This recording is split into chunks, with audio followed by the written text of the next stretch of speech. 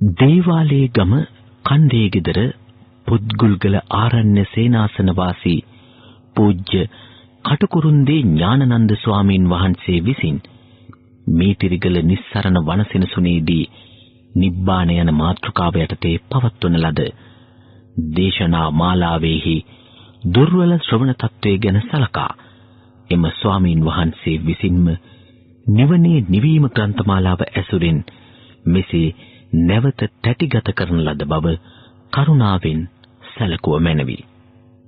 නමෝ තස් භගවතු අරහතෝ සම්මා සම්බුද්දස්ස නමෝ තස් භගවතු අරහතෝ සම්මා සම්බුද්දස්ස නමෝ තස් භගවතු අරහතෝ සම්මා සම්බුද්දස්ස ඒතං සන්තං ඒතං පනීතං යද්දං සබ්බ සංඛාර සමතෝ සබ්බෝපදී පටිනිස්සග්ගෝ තණ්හක්ඛයෝ විරාගෝ නිරෝධෝ නිබ්බානං. මේ ශාන්තය, මේ ප්‍රණීතය එනම් සියලු සංස්කාරයන්ගේ සංසිඳීම, සියලු උපදීන අතහැර දැමීම, තණ්හාව ක්ෂය කිරීම, නිවැල්ම නම් වූ විරාගය, නැවැත්ම නම් වූ නිරෝධය, නිවීම නම් වූ නිබ්බානය. අතිපූජනීය මහෝපාධ්‍යාය මාහිමිපාණන් වහන්සේ ප්‍රධාන ගරුතර යෝගාවචර මහා සංඝරත්නයන් අවසරයි. නිවන යන මාතෘකාව යටතේ සැලසුම් කළ දේශනා මාලාවේ දෙවැනි දේශනයයි අද කරන්න සිදුවලා තියෙන්නේ. අප පසුගිය දවසේ දේශනාවේ අවසාන හරියේදී කාරණයක් මතු කළා. නිවනෙහි පරමාර්ථය කුමක්ද? නිවන කුමක් සඳහාද කියන ප්‍රශ්නය නොගැලපෙන්නේමක් නිසාද කියන එක. ඒ කියන්නේ සාසන බ්‍රහ්මචර්යාව එනම් ආර්ය අෂ්ටාංගික මාර්ගයම නිවන නිෂ්ඨාව කොටගෙන, නිවන පරමාර්ථය කොටගෙන නිවනෙහිම බැසගෙන සිටින නිසා නිවන කුමක් සඳහාද, නිවනෙහි පරමාර්ථය කුමක්ද කියන ප්‍රශ්නය නුසුදුසු ප්‍රශ්නයක් බව අපි කලින් දවසේ සාකච්ඡා කළා. ඇත්ත වශයෙන්ම සමහර තැන්වල නිවන හැඳින්වීමට යොදලා තියෙනවා අනුත්තර බ්‍රහ්මචර්ය පරිෝසాన කියන පදේ පවා. ඊතර දැක්වෙන පාඨයක් තමයි සූත්‍රවල යස්සත්ථාය ගුලපුත්තා සම්මදේවාගාරස්මාන ගායම් පබ්බජಂತಿ. තදනුත්තරං බ්‍රහ්මචර්ය පරිෝසానං විච්ඡේව ධම්මේ සයං අභිඤ්ඤා සච්චිකත්වා උපසම්පජ්ජ විහාති කියන පාඨය. යම් අර්ථයක් යම් කාරණයක් සඳහා කුල පුත්‍රයෝ මනමින් ගිහින් නික්ම අනගාരിക වූ ඒ පැවිද්දට ඇතුළු වෙද්ද එම අර්ථය එම අනුත්තර වූ බ්‍රහ්මචර්ය පරිෝසානිය බ්‍රහ්මචර්ය අවසානයේ විතු දෙමෙහිදීම මේ ජීවිතයේදීම සොකී අභිඥාවෙන් සාක්ෂාත් කරගෙන ප්‍රත්‍යක්ෂ කරගෙන ඊට එළම වාසය කළා කියන එකයි ඒ පාඨයේ අදහස. මේ විදිහට මේ බ්‍රහ්මචර්යාව අවසාන වෙනකොට නිවන ලැබෙනවයි කියන එකට හේතුව මොකක්ද? මේ ආර්ය අෂ්ටාංගික මාර්ගය ඍජු මාර්ගයක්. උජුකෝ නාම සෝමග්ගෝ අභයා නාම සාදිසා ආදි වශයෙන් දක්වනවා. මේ මාර්ගය ඍජුයි, යන දිශාව නිර්භයයි කියලා. ඒ විදිහට සමහර තැන්වල දැක්වෙනවා. විශේෂයෙන්ම හොඳ ගාථා ධර්මයක් සඳහන් වෙනවා. සේඛස්ස සික්ඛමානස්ස උජුමග්ගානුසාරිනෝ khයස්මින් පඨමං ඥානං තතෝ අඤ්ඤා අනන්තරා කියලා ඉතිවුත්තක පාළියේ සඳහන් වෙනවා. ඍජු මාර්ගයට අනුව හැසිරෙන්නා වූ ඒ අනුව හික්මෙන්නා වූ ශෛක්ෂ පුද්ගලයාට ආශ්‍රව ක්ෂය කිරීමේ ඥානෙ පළමුවෙන් ඇති වෙනවා. ඊට අනුතුරුවම අඥානම් වූ ඒ අරහත් ඵලයෙන් නිර්වාණය පිළිබඳ ප්‍රත්‍යක්ෂ සහතිකය, ප්‍රත්‍යක්ෂ අවබෝධය ලැබෙනවා. මෙතනින් අපට පේනවා අනන්තරා කියන වචනේ යෙදලා තිබෙන බව. ආනන්තරික සමාධි කියලාත් කියනවා මේ අරහත් ඵල සමාධියට.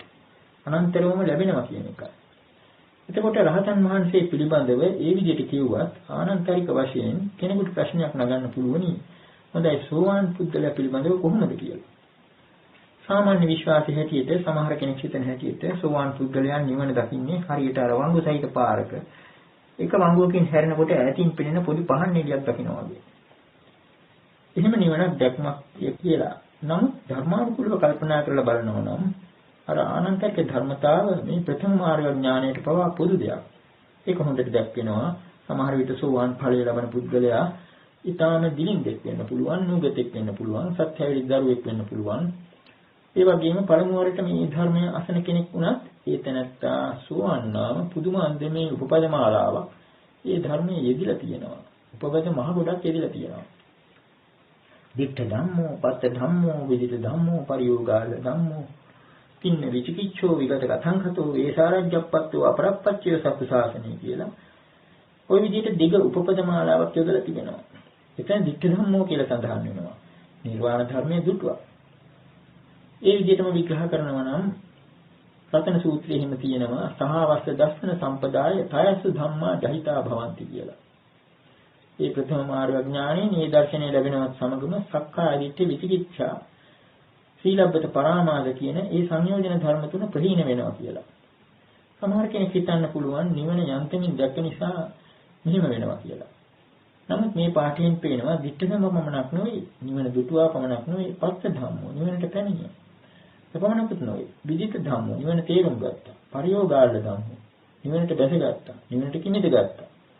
ඒ අනුවම තවත් වචන කීපයක් යෙදෙනවා. තින්න විචිකිච්ඡෝ විදිලියාවෙන් එතර වුණා. විගත කතංකතෝ සැකේ පහ වුණා. සැකේ දුරු කරගත්තා. වේසාරජ්ජප්පත්තෝ විශාරද භාවයට පැමිණියා. අපරප්පච්චෝ සත්තු ශාසනය. මේ ශාස්ත්‍ර ශාසනයේ වෙන ගුරු උපදේශයක් නැතිව පවා සමහර විට ගුරු උපදේශය ඇතනම් ඉක්මන් කරගන්න පුළුවන්. එහෙම නැති වුණත් නිවන දකින්න පුළුවන්. මේ මාර්ගය ලැබූ පුද්ගලයෙකුට කියන ඒ විදිහේ පද රාශියක් එතන ඉඳලා තියෙනවා. එයින් අපිට පෙනෙනවා ප්‍රථම මාර්ගඥාණයෙන් ලැබෙන ප්‍රත්‍යක්ෂය පවා අර ඈතින් දකින නිවන් නිමිත්තක් එහෙම නිමිත්ත කරගත්තු දෙයක් නෙවෙයි. මේක නිවනට පැමිණීමක්, බැස ගැනීමක්. උපමාවක් වශයෙන් කියනවා නම් ඉතිහාස ප්‍රවෘත්තියකට සම්බන්ධ ජනප්‍රවාදයක් තිබෙනවා. ගජබා රජුරුවන් දඹදිව ආක්‍රමණය කරන අවස්ථාවේදී නීල මහා යෝධයා යගදාවක් අරගෙන යගදා ප්‍රහාරයෙන් මුහුදුගේ දෙබෑ කරලා ඒ යන මාර්ගය පෑදුවා කියලා. එතකොට නීල මහා යෝධයාගේ යගදා ප්‍රහාරය වගේ එකක් තමයි මේ ලෝකෝත්තර මාර්ග චිත්තය. ඒක ඒ තරම්ම ප්‍රබලයි. පළවෙනි වර යගදාව ගහනකොටම මුහුදුගේ දෙබෑ වෙලා මුහුදු පතුල පේනවා. ඒ පුද්ගලයා මුහුදු පතුල දුටුවා. මුහුදු පතුලට පැමිණියා. ඒකට කිනිද ගත්තා වගේ. අන්න එහෙම තත්ත්වයක් මෙතන අපිට හිතා ගන්න තියෙන්නේ. අර යගදා ප්‍රහාරයෙන් මුහුදුගේ දෙබෑ කරනවා වගේ තමයි මේ ආශ්‍රවයන් කරාගෙන ඉන්න ස්වභාවයක් තිබෙනවා. නමුත් මේ මාර්ග චිත්තය කොයිතරම් බලවත්ද කිව්වොත් මොහොතකට දකින්න නිවන. ඒ කියන්නේ මොහොතකට ඒ සංස්කාර දෙබෑ කරගෙන සංස්කාර නිරෝධය දකින්න. මේ කාරණය දැන් අපි මේ උපමාවකින් කිව්වේ. මේ උපමාවට කිට්ටු කරන්න පුළුවන් ධම්මපද ගාථාවකුත් තියෙනවා. චින්තසෝතං පරක්කම්ම කාමී පනුද බ්‍රාහ්මණ සංඛාරාණං khයං ඤත්වා අකතඤ්ඤෝසි බ්‍රාහ්මණ. බ්‍රාහ්මණය මේ කෙලෙස් සැඬ වතුර තෘෂ්ණාව නැමැති සැඬ වතුර ඉදිරියට පැනලා පරාක්‍රමයෙන් යුක්තව කපා හරින්න. කාමයන් දුරු කරන්න. සංස්කාරයන්ගේ ක්ෂය වීම දැනගෙන බ්‍රාහ්මණය ඔබ අකත නම් වූ අසංඛත නම් වූ ඒ සත්‍යය දැනගත් කෙනෙක් වන්නේ. මේ ගාථාවෙන් ඉතින් හොඳටම පැහැදිලි වෙනවා මේ මාර්ග ඥාණයෙන් කරන්නේ කුමක්ද කියලා. අර විදිහට ඉදිරියට පැනලා ඒ සැඬ වතුර පහර කපන්නා වගේ මේ තෘෂ්ණාවෙන් බැඳිලා තිබෙන සංස්කාර සමූහය මේ කෙලෙස් ගොඩ මොහොතකට කපා හරිනවා. එහෙම කපා හරිනකොට තේරුම් ගන්නවා සංඛාරාණං khයං ඤත්වා සංස්කාරයන් ක්ෂය කරන්න පුළුවන් කියන ප්‍රත්‍යක්ෂ අවබෝධය ලැබෙනවා. මේ මොහොතකට සංස්කාරයන් හරි යගදාවෙන් ඉවත් වුණා වගේ දෙබෑ වුණා වගේ ඈත් වෙනවා. අසංඛත මුහුදපත්ල දකිනවා. අකත කියලා කියන්නේ අසංඛත කියන්නේ එකයි. ඒ කියන්නේ සංස්කාරයන්කින් තොර වූ මේ මුහුදපත්ල මොහොතකට දුරුවා. ඒ යගදාව ඉස්සුවාට පස්සේ ආයෙත් ගලාගෙන එනවා. නමුත් අර දිඨාසව කියලා කියන එක් ආශෝපක්ෂයක් තවත් නොඉන්නම යනවා. ඒ ක්ෂණින් වගේ රහත් වුණ මහා ප්‍රඥාන් වහන්සේලා, බාහ්‍ය වැනි මහරහතන් වහන්සේලා මොකද කළේ? බුදු පියාණන් වහන්සේගේ දේශනාව අවසන් වෙනවත් එක්කම එක පිටේක යගදා ප්‍රහාර 4ක් ගහලා ආශ්‍රවයන් කරායම සම්පූර්ණයෙන්ම නැත කළා. ආශ්‍රවක්ෂය කියන தത്വයට සම්පූර්ණයෙන්ම බැමිණියා. එහෙම නැති පුද්ගලයා අර මාර්ග චිත්තයම පිහිට කරගෙන අර යගදාම පිහිට කරගෙන අකත අසංඛත தത്വය දකින්න. එතකොට මෙතනත් අපිට පේනවා අකත අසංඛත කියන දේවල් ඈත තිබෙන නිමිත්තක් හැටියට නිවන් දකින පුද්ගලයා අල්ලා ගන්නවා නෙවෙයි කියන එක. මේ නිමිති අනුව සිටීම බොහෝ දුරට භාෂා ව්‍යවහාරයේ ලක්ෂණයක්. ඒක බොහොම අවස්ථාවල අපිට ඉවත් කරන්න බැරි විදිහට පේනවා. මේ කෙලෙස් සහිත ලෝකයාගේ ව්‍යවහාරයට භාෂාව සකස් වෙලා තියෙන්නේ. ඒක නිසා මේ භාෂාවේ එක ලක්ෂණයක් තමයි ග්‍රාහ්‍ය ග්‍රාහක භේදය. ග්‍රාහ්‍ය ග්‍රාහක භේදය කියලා කියන්නේ මේ භාෂාවේ අල්ලගන්න දේකුත් තිබෙනවද අල්ලගන්න කෙනෙකුත් ඉන්නවයි කියන ව්‍යවහාරයක් තියෙනවා. විෂය විෂයී කියලා කියනවා. කර්තෘ කර්ම ඔය කොයි විදිහට බැලුවත් භාෂා ව්‍යවහාරය කරන කෙනෙක් ඉන්නවා කරන දෙයක් තිබෙනවා. අල්ලගන්න දෙයක් තිබෙනවා අල්ලගන්න කෙනෙක් ඉන්නවා. ඔන්න ඔය විදිහේ ස්වභාවයක් තිබෙනවා මේ භාෂාවේ. ඒක නිසාම අපිට සාමාන්‍ය ව්‍යවහාරයක් වශයෙන් බලක්වන්න බැරි විදිහට කියන්න සිද්ධ වෙනවා. මම නිවන් දකින්න කැමතියි. නිවන ලබා ගන්න කැමතියි කියලා. ওই විදිහට ලැබීමක් ලබා ගැනීමක් හැටියට අපිට කතා කරන්න සිද්ධ වෙනවා. නමුත් බුදු පියාණන් වහන්සේ සමහර අවස්ථාවල මතක් කරලා දෙනවා මේක ව්‍යවහාර මාත්‍රයක් පමණයි. දැඩිව ගත යුතු දෙයක් නෙවෙයි කියලා. සමහර පිළිතුරු තිබෙනවා ගත්කටටම කියන්න වගේ. අන්න එහෙම පිළිතුරු දෙන තැනක් හමු වෙනවා සංයුත් සංඝයේ සගතක වර්ගයේ. අකුසින මෙති දේවපුත්‍රයා බුදුරජාණන් වහන්සේගෙන් අසනවා නන්දසිස්මන මහණ ඔබ සතුටු වන්නේද? බුදු පියාණන් වහන්සේ ඊට දෙන පිළිතුර කිං ලද්ධාවසු කුමක් ලබා ගත්තට දැනෙත්? ඊළඟට ඒ දේවපුත්‍රයා අහනවා තේනෙහි සමන සෝචති එහෙනම් මහණ ඔබ දුක් වන්නේද? කිං දීර්ඝාවසු කුමක් දැවෙත් නැති වුනේ? තේනෙහි සමන නේව නන්දසි නසෝචති. හොඳයි එහෙමනම් මහණ ඔබ සතුටු වන්නේ නැත දුක් වන්නේ නැත. එසේ යැවැත්නි කියලා පිටු දෙනවා. මේ විදිහට බලනකොට අන්තිමට නිවන් ලබනවා කියලා අපි කිව්වට මොකද ලබාගත් දේකුත් නැහැ නැති වුණ දේකුත් නැහැ. ওই විදිහට තත්ත්වයක් තිබෙනවා. නැති වුණා නම් නැති වුණේ යමක් ඇදේ කියලා හිතාගත්තු අවිද්‍යාවකුත් තව මදිය කියලා හිතාගත්තු තණ්හාවකුත් ඔච්චරයි නැති වුණේ. මේ අදහස තවත් අපිට මතු කරගන්න පුළුවන්. දැන් නිවන හැඳින්වීමට අකත අසංඛත ආදී පද රාශියක් තියෙනවා. අපි එදා කිව්වා 33ක්ම එකතු කරලා තියෙනවා කියලා ලේඛනයක. ඒන් එකක් තමයි ඔය දීපං කියන්නේ. දීප කියලා කියන්නේ දිවයින. නිවන දිවයිනක් කිව්වහම අපිට හිතෙනවා මේක බොහොම ලක්ෂණ දිවයිනක්. දූපතක් වෙන්න පුළුවන් කියලා. මේ අදහසට අනුව අපි සමහර විට මේක දැඩිව හිතා ගන්නවා අනිකුත් ලෝක වගේ යම්කිසි භව තත්ත්වයක් කියලා. නමුත් මේකටත් බුදු පියාණන් වහන්සේ හොඳ පිළිතුරක් දීපු තැනක් අපට හමු වෙනවා සුත්ත නිපාතේ පාරායන වර්ගයේ. අප්ප කියන බ්‍රාහ්මණ මානවකයා බාවාරි බ්‍රාහ්මණයාගේ ගෝලයා බුදු පියාණන් වහන්සේගෙන් ඉල්ලීමක් කරනවා බොහොම ලස්සන ගාථාවකින්. මජ්ජේ සරස්මින් තිට්ඨතං ඕඝේ ජාතේ මහභයේ ජරා මච්චු පරේතානං දීපං පබ්‍රූහි මාස කියලා. මහත් භයානක ධම්මතුල ගලාගෙන එද්දී විලක් මැද සිටින ජනයාට දිවයිනක් කියන්න වගේ මේ ජරාවෙන් මරණයෙන් පෙළෙන්නා වූ ජරා මරණ දෙකට භයයේ පීඩිතව සිටින්නා වූ මේ ලෝකයාට දිවයිනක් කියන මැනවි නීදුකාණනි කියලා බුදු පියාණන් වහන්සේගෙන් ඉල්ලා සිටිනවා. බුදු පියාණන් වහන්සේ ඊට දෙන පිළිතුර මජ්ජේ සරස්මින් තිට්ඨතං ඕඝේ ජාතේ මහභයි ජරා මච්චු පරේතානං දීපං පබ්‍රෝමි කප්පති. කප්පේ මම නුඹට කියනවා ඒ දිවයින කුමක්ද කියලා. මෙන්න මේකයි දිවයින. අකිංචනං අනාදානං ඒතං දීපං අනාපරං නිබ්බාන මිති නං රෝමි ජරා මච්චු පරික්ඛය. අකිංචනං කියන්නේ කිසිවක් අයිති නැති බව. අනාදානං කියන්නේ කිසිවක් අල්ලගත්තේ නැති බව. ඒතං දීපං අනාපරං මෙන්න මේකයි දිවයින වෙන එකක් නෙවෙයි. එතකොට කිසිවක් අයිති නැති බවත් කිසිවක් අල්ලගත්තේ නැති බවත් කියන එක තමයි මේ දිවයින කියන්නේ. ඒතං දීපං අනාපරං වෙන එකක් නෙවෙයි. නිබ්බාන මිති නං රෝමි මම මේකට කියනවා නිවන කියලා.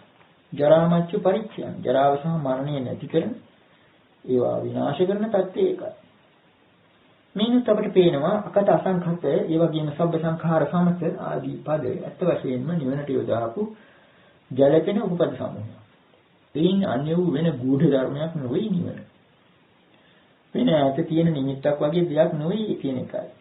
සංඛතයක පැත්තකට දමලා අසංඛතය අනිත් පැත්තට දමලා නිවන පිළිබඳ විග්‍රහ වලට සමහර කෙනෙක් බහිනවා.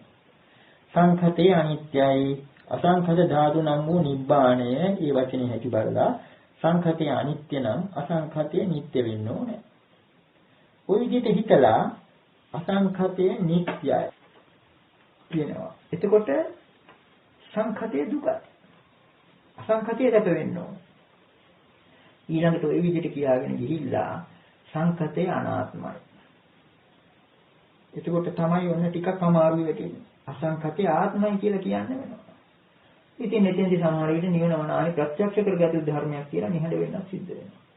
ওই විදිහේ තත්යකටපත් වෙන්නේ ඇත්ත වශයෙන්ම මෙහි රහස තියෙන්නේ පටිච්ච සමුප්පාද ධර්මය පිළිබඳ පැහැදිලි අවබෝධයක් නැතිකම.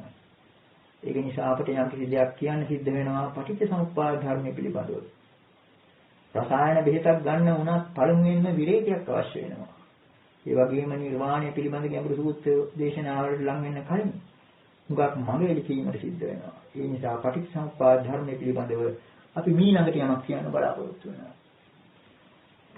මැදුම් සංගයේ ආර්ය පරියේෂණ සූත්‍රයේ දැක්වෙන හැටියට බුදු පියාණන් වහන්සේ සම්බෝධිය ලබාගත්තට පස්සේ පළමුවෙන්ම වගේ මේ ධර්ම ගැඹීරතාව ගැන කල්පනා කරලා බලලා ධර්මයේ දේශනා කිරීමට අල්පෝත්සාහී වුණා. එතෙන්දී කාරණා දෙකක්, තැන් දෙකක් ගැඹුරු හැටියට බුදු පියාණන් වහන්සේට පෙනී ගියා. දුද්දසං ඉදං ඨාන යදිදං ඉදප්පච්චේතා පටිච්චසමුප්පාදෝ. එක තැනක්, එක කාරණයක් තමයි ඉදප්පච්චේතා කියලා කියන පටිච්චසමුප්පාදය. දුද්දසං දැකීම තේරුම් ගැනීම ඉතාමත්ම අපහසුයි. දෙවෙනි කාරණය ඉදං පික්ඛෝඨානං දුද්දසං යදිදං සබ්බ සංඛාර සමතෝ සබ්බූපදී පටිනිස්සග්ගෝ තන්නක්ඛයෝ විරාගෝ නිරෝධෝ නිබ්බාන. මෙන්න මෙතනත් මේ කාරණයක් දැකීම අපහසුයි. තේරුම් ගැනීම අපහසුයි. කොහොමද? සබ්බ සංඛාර සමතෝ සියලු සංස්කාරයන්ගේ සමනය කිරීම. සබ්බූපදී පටිනිස්සග්ගෝ සියලු උපදීන් අතහැරීම. තණ්හක්ඛයෝ තෘෂ්ණාව ක්ෂය කිරීම. විරාගය, නිරෝධය, නිබ්බාන කියන මෙන්න මේ නිර්වාණ tattwයක් දැකීම අපහසුයි. ඉතින් අපිට මෙතනින් පෙනෙනවා පටිච්චසමුප්පාදය හැඳින්වීමට යම් වචනයක් යොදනවා නම් ඒකටම ලං කළ හැකි වචනයක් යොදනවා නම් ඒකට ඊටාත්ම ගැළපෙන වචනයක් තමයි ඉදප්පච්චේතාව. බුදු පියාණන් වහන්සේ එතන ඉදප්පච්චේතාව කියලා හඳුන්වලා තියෙනවා. ඒත් වශයෙන්ම මේ පටිච්චසමුප්පාද ධර්මයේ මූල ධර්මය, මූල න්‍යාය, ආර්ය න්‍යාය තමයි මේ ඉදප්පච්චේතාව. මේක මොකක්ද කියලා තේරුම් ගන්න අපි ඊළඟට පටිච්චසමුප්පාද ගැන විමසලා බලමු. බොහෝ තැන්වල මේ අසවල් සූත්‍රය කියලා කිව යුතු නැති තරමට බහු ධාතුක ආදී සූත්‍රවල උදාන පාළී ආදී පටිච්චසමුප්පාදයේ දක්වන ආකාරය මෙන්න මේ විදියයි. ඉති ඉමස්මින් සති ඉදං හෝති ඉමස්සුප්පාදා ඉදං උප්පජ්ජති ඉමස්මින් අසති ඉදං නහෝති ඉමස්ස නිරෝධා ඉදං නිරුද්ධති. යදිදං අවිජ්ජාපච්චය සංඛාරා සංඛාරපච්චය විඥානං විඥානපච්චය නාම රූපං නාම රූපච්චය සලආයතනං සලආයතනපච්චය පස්සෝ පස්සපච්චය වේදනා වේදනාපච්චය තණ්හා තණ්හාපච්චය උපාදානං උපාදානපච්චය භව භවපච්චය ජාති ජාතිපච්චය ජරා මරණං ශෝක පරිදේව දුක්ඛ දෝමනස් වායාසා සම්භවಂತಿ. එවමෙ තස්ස කේවලස්ස දුක්ඛඛණ්ඩ සමුදය හෝති. අවිජ්ජායත්තේ වාසේස විරාග නිරෝධා සංඛාර නිරෝධෝ සංඛාර නිරෝධා විඥාන නිරෝධෝ විඥාන නිරෝධා නාම රූප නිරෝධෝ නාම රූප නිරෝධා සලආයතන නිරෝධෝ සලආයතන නිරෝධා භස්ස නිරෝධෝ භස්ස නිරෝධා වේදනා නිරෝධෝ වේදනා නිරෝධා තණ්හා නිරෝධෝ තණ්හා නිරෝධා උපාදාන නිරෝධෝ උපාදාන නිරෝධා භව නිරෝධෝ භව නිරෝධා ජාති නිරෝධෝ ජාති නිරෝධා ජරා මරණ ශෝක පරිදේව දුක්ඛ දෝමනස් උපායාසා නිරුද්ධಂತಿ. එවමෙ තස්ස කේවලස්ස දුක්ඛඛණ්ඩස්ස නිරෝධෝ හෝති. ඔය විදිහටයි දැක්වෙන්නේ. දැන් මෙතන ඉමස්මින් සති ඉදං හෝති කියලා කිව්වේ අපි සිංහලට නැංගුවත් මේක එක්තරා මූල සිද්ධාන්තයක් වගේ තියෙන්නේ. ඉමස්මින් සති ඉදං හෝති. මේ ඇතිකල්ලි මේ වේ. ඉමස්සුප්පාදා ඉදං උප්පජ්ජති. මේ හට ගැනීමෙන් මේ හටගන්නේ. ඉමස්මින් අසති ඉදං නහෝති. මේ නැතිකල්ලි මේ නැත. ඉමස්ස නිරෝධා ඉදං නිරුද්ධති. මේ නිරුද්ධ වීමෙන් මේ නිරුද්ධ වේ. මෙතන හරියට අර බීජ ගණිතමය සිද්ධාන්තයක් වගේ දක්වලා තියෙනවා. නමුත් ඊළඟට තියෙනවා යදිදං. එනම් යදිදං කියන එකෙන් සංගෙනවා මුලින් දැක්වුවේ සිද්ධාන්තයයි. ඊළඟට දැක්වෙන්නේ නිදර්ශනයක් කියලා. මේ නිදර්ශනය තමයි අර අවිජ්ජා පත්‍ය සංඛාරා ආදී ඒ ද්වාදසාංගය. අංග 12. මේ අංග 12 මෙහෙම දැක්ුවට මොකද? අත්ත වශයෙන්ම මෙතන සිද්ධාන්තයේ වැදගත් දේ තමයි අර ඉමස්මින් සති ආදී වශයෙන් මුලින් දැක්වුවේ පද හතර. මේ බව හුඟක්ම පැහැදිලි වෙන තැනක් තියෙනවා සංයුත් සංගේ නිදාන වර්ගයේ. බුදු පියාණන් වහන්සේම ප්‍රශ්නය නඟලා පිළිතුරු දෙනවා. පටිච්ච සමුප්පාදං ච වෝ භික්ඛවේ දේශිස්සාමි පටිච්ච සමුප්පන්නේච ධම්මේ. මහණෙනි මම නුඹලාට පටිච්ච සමුප්පාදය දේශනා කරනවා පටිච්ච සමුප්පන්න ධර්මයෙන් උදේශනා කරනවා කියලා. ওই විදිහට පටන් ගෙන මෙතන වෙනසක් පෙන්වන්න කරනවා පටිච්ච සමුප්පාදය පටිච්ච සමුප්පන්න ධර්මات අතර. ඒ කියන්නේ පටිච්ච සමුප්පාදයේ අනුව හටගත්ත ධර්ම කියන එකයි. එතකොට පටිච්ච සමුප්පාදයේ තෝරන්න මේ 12න්ම අග කෙළවරේ තියෙන අංග දෙකක් ඉදිරියට ගන්නවා. ජාති පත්‍ය භික්ඛවේ ජරා මරණ. උපාදාවා තථාගතානං අනුපාදාවා තථාගතානං පිතාව සාධාතු ධම්ම ඨිතතා ධම්ම නියාමතා ඉදප්පච්චයතා. ඒක තව ටිකට යනවා. අපිට ඕනෑ කරන ටික ජාති පත්‍ය භික්ඛවේ ජරා මරණ. මහණෙනි ජරා මරණය ජාතිය ප්‍රත්‍ය කරගත් දෙයක්. ජාතිය ප්‍රත්‍ය කරගත් දෙයක් ජරා මරණය. උපාදාව තථාගතානං අනුපාදාව තථාගතානං තථාගතයන් වහන්සේලාගේ පහළවීම වූයේ හෝ වේවා නොවූයේ හෝ වේවා ඨිතාවසා ධාතු ඒ ධර්ම ධාතුව ඒ ධර්ම ස්වභාවය ඒ අන්දමින්ම පවතිනවා ධම්මඨිතත ධර්ම ස්ථිතිය කියලා දක්වන ධම්ම ඥානතාව ඉදප්පච්චේත මේ ඉදප්පච්චේතාව කියන ධර්මතාව එතකොට මේ අංග දෙකක්ම වුණත් ඇති අර සිද්ධාන්තයේ තේරුම් ගන්න මේ කාරණය අටුවාවේදී එහෙම ඒ තරම් සැලකිලිට ගත්තේ නැති බව පේනවා. ඉමේ සම්පත්‍ය ඉදප්පච්චයත ආදී තේරුම් වලින්. ඒ කියන්නේ මේක සාමූහික අර්ථයකින් තේරුම් ගන්නවා. නමුත් මේක අංග දෙකකින් උනත් තේරුම් කරන්න පුළුවන් නිසා තමයි අර පටිච්චසමුප්පාදයේ මේ අංග දෙකට පස්සේ බුදුරජාණන් වහන්සේ වදාරන්නේ මේකයි පටිච්චසමුප්පාදය කියලා. ඊළඟට ප්‍රකාශ කරනවා කතමීච විත්කේ පටිච්චසමුප්පන්නාත කියලා. ඒකට ඉතින් දක්වන්නේ ජරා මරණම් වික්කවේ අනිච්චං සංඛතං පටිච්චසමුප්පන්නං කය ධම්මං වය ධම්මං විරාග ධම්මං නිරෝධ ධම්මං. මහණෙනි ජරා මරණය මේ අග තියෙන එකාංගයක් අරගෙන ප්‍රකාශ කරනවා. ජරා මරණ කියන එක අනිත්‍ය දෙයක්. සංඛත. සකස් කරන ලද දෙයක්. පටිච්චසමුප්පන්න. හේතු ප්‍රත්‍යයෙන් උපන්නා වූ දෙයක්. කය ධම්මං වය ධම්මං විරාග ධම්මං නිරෝධ ධම්මං. ඒ ජරා මරණය ක්ෂේත්‍රීය ස්වභාවය ඇති දෙයක්. ගෙවියාමේ ස්වභාවය ඇති දෙයක්. විරාග ධම්ම සාමාන්‍ය අදහස නොවැල්ම කියන එකයි. සමහර සූත්‍රවල එදින කියනවා අවිජ්ජා විරාග, පීතියා විරාග ආදී වශයෙන්. ප්‍රධාන අර්ථයට වඩා එතන දිගන්න තියෙන්නේ සායමක් මැකිලා යාම වගේ. පාටක් මැකිලා යාම වගේ අර්ථයක්. ඒ විදිහට ගන්නත් පුළුවන්. කොහොම නමුත් අපි හිතමු ජරා මරණයේ පාට මැකිලා යනවා වගේ. විරාග ධම්ම, නිරෝධ ධම්ම. මේ ජරා මරණය නිරුද්ධ වීමේ ස්වභාවය ඇති දෙයක්. කය ධම්මං, වය ධම්මං, විරාග ධම්මං නිරෝධ ධම්මං. ඔය විදිහට ඒකාංගයක් ගැන දක්වනවා. ඊළඟට ಜಾති පිළිබඳව ඒ විදිහට කියනවා. ಜಾතියත් ඒ විදිහම. අර කියාපු ලක්ෂණ වලින් යුක්ත. ඔය විදිහට අවිද්‍යාව දක්වාම එක ඒකාංගයක්. පටිච්චසමුප්පන්න වශයෙන් බුදු පියාණන් වහන්සේ දක්වනවා. එතකොට මේ එක ඒකාංගයක්ම මෙතන පටිච්චසමුප්පන්න වශයෙන් දැක්වීම මේ ගැන ටිකක් කල්පනාකාරී විය යුතු තිබෙනවා. මේක ටිකක් අමුත්තක් වෙනවා. මෙතන මේ ජරා මරණය මේක අනිත්‍ය කියලා ප්‍රකාශ කිරීමක් නිසා. අනිත්‍යං සංඛතං මේක එක්තරා විදිහක සකස් කරගත්තු දෙයක්. සංඛතං පටිච්චසමුප්පන්න දෙයක්. පටිච්චසමුප්පන්න. කය ධම්ම මේක ක්ෂය වෙනවා. දැන් ජරාව කියලා ගන්න කොටත් ක්ෂය වීම. නමුත් ජරා මරණය ක්ෂය වෙන්න පුළුවන්. ගෙවිලා යන්න පුළුවන්. ඒ විදිහ දෙයක් මෙතන දක්වනවා. ඒ වගේම ಜಾතිය ගැන ඒ විදිහටම දැක්කේ. එතකොට මේ පදවල අමුත්තක් බැලුමට පේනවා. කලින් සඳහන් කළ ඉදප්පච්චේතා සිද්ධාන්තයේ සඳහන් වෙනවා ඒ වගේම කියනවා. ඊමස්මින් සතිය දන් හොති කියන ඒ බීජ ගණිතමය වගේ පෙනෙන සිද්ධාන්තයට අපි අතුල් කළොත් අර අංග දෙක ඒ කියන්නේ ක්‍යාතිය ජරා මරණයත් අතුල් කළොත් මේ විදිහට අපිට කියන්න සිද්ධ වෙනවා. ඊමස්මින් සතිය දන් හොති කියනවා වෙනුවට ජාතියා සති ජරා මරණං හොති. ජාතියා උප්පාදා ජරා මරණං උප්පජ්ජති. ජාතියා අසති ජරා මරණං නහෝති. ජාතියා නිරෝධා ජරා මරණං නිරුද්ධති. ওই විදිහට කියන දෙයක් වෙනවා. එතකොට මේක සිංහලට නැගුවොත් බැලුමට ටිකක් අමුත්තක් පේනවා. උපත කියලායි සාමාන්‍යයෙන් ජාති කියන එක තෝරන්නේ. උපත ඇති කල්ලි ජරා මරණය වෙයි. උපතෙහි ඉපදීමෙන් එහෙම නැත්නම් හට ගැනීමෙන් ජරා මරණයද හටගන්නේ. උපත නැති කල්ලි ජරා මරණය නොවේ. උපතෙහි නිරුද්ධ වීමෙන් ජරා මරණය නිරුද්ධ වේ. මේ ජාති ජරා මරණ කියන අංග දෙක ගැන කල්පනා කරලා බැලුවත් මෙතන මේ යෙදෙන ආකාරය අමුතු. ජාතිය උපත උපදින්නේ කොහොමද? මෙතන උපත උපදිනවා වගේ මේ කියන හැටි. ඒ වගේම ජරා මරණය මැරිලා යනවා. ජරා මරණය පාඩ හේදිලා යනවා. එහෙම ගැටිලුත් තියෙනවා. මේක වෙන්නේ කොහොමද කියන එකට පිළිතුරු ඉදිරියට එන දේශනාවලදී අපිට ටික ටික හෙළි ගන්නත් පුළුවන්. ප්‍රධාන වශයෙන්ම අපි මෙතනදී ඉදිරියට ගනිමු. දීඝනිකායේ මහා නිදාන සූත්‍රයේ තිබෙන පටිච්චසමුප්පාද විග්‍රහයේ එන එක්තරා ඡේදයක්. බුදු පියාණන් වහන්සේ වදාරනවා එත්තාවතා කෝ ආනන්ද ජායේතවා ජීයේතවා මීයේතවා උපජ්ජේතවා එත්තාවතා අධිවචනපතෝ එත්තාවතා නිරුත්තිපතෝ එත්තාවතා පඤ්ඤාතිපතෝ එත්තාවතා පඤ්ඤාවචරං එත්තාවතා වට්ටං වට්ටති ඉත්තත්තං පඤ්ඤාපනා යදිදං නාම රූපං සහ විඥානේන කියලා. මේ විදිහේ ඡේදයක් එනවා.